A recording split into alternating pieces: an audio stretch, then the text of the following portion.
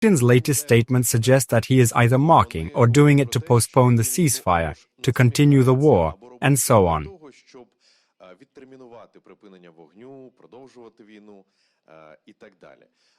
Recent statements by Putin suggest he is either mocking the situation or deliberately delaying a ceasefire to prolong the war. President of the European Council, you mentioned stronger sanctions, including secondary ones. Could additional pressure also come from Ukraine's successful long-range missile development, supported by European partners? You have said Putin understands only strength. And as practice has shown, missile strikes on refineries and legitimate military targets within Russian territory have had a tangible effect. Could this form of military pressure also be expanded? This question is for both of you. Thank you. Ukraine's long-range capabilities are advancing. Our specialists have developed a great deal, corrected many systems, and the test results have been positive. I believe you may have access to some information that is not yet widely known. We are indeed facing a major financial challenge. We are discussing the use of various programs, including the IRA and SAFE initiatives, programs offered by our European partners, as well as the potential use of frozen Russian assets. At present, funding remains insufficient. We are actively working on this. Several meetings are scheduled at the level of European leadership.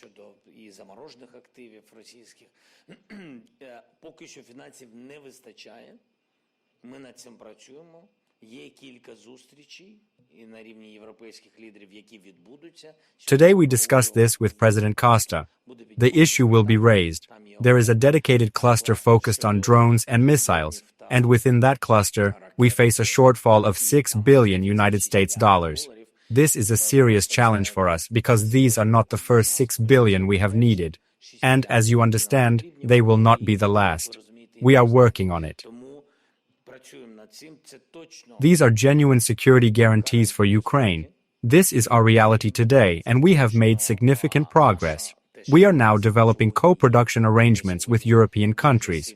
The first production line has already been launched in Denmark. At the very least, all agreements have been reached, and the line is now being activated. Similar facilities will be opened in other European countries. This is a critically important direction for us.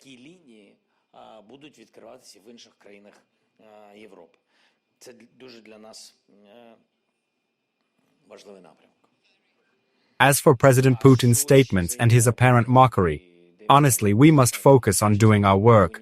Partner countries must apply pressure to ensure that President Putin chooses to end the war and comes to the table for peace. Our shared goal is clear: a just and lasting peace in Ukraine. We do not impose sanctions for their own sake.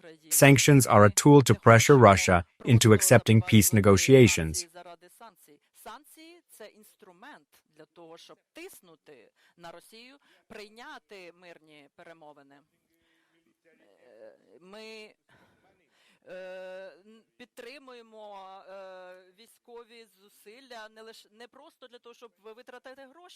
We support military efforts not simply to spend money, but to defend ourselves, to defend Ukraine, to secure Ukraine's future, and to prevent future attacks from Russia.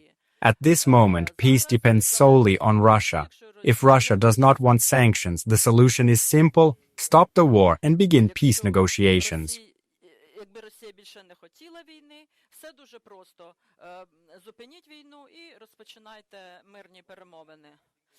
That is why we are fighting. That is why we have supported Ukraine since the 24th of February, year 2022.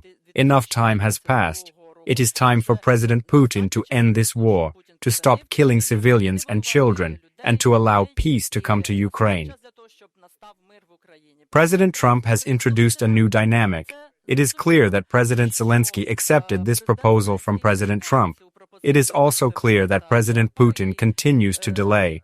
He traveled to Alaska and promised to accept peace negotiations.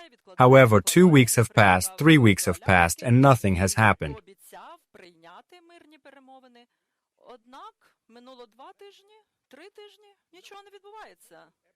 Or rather, something has happened.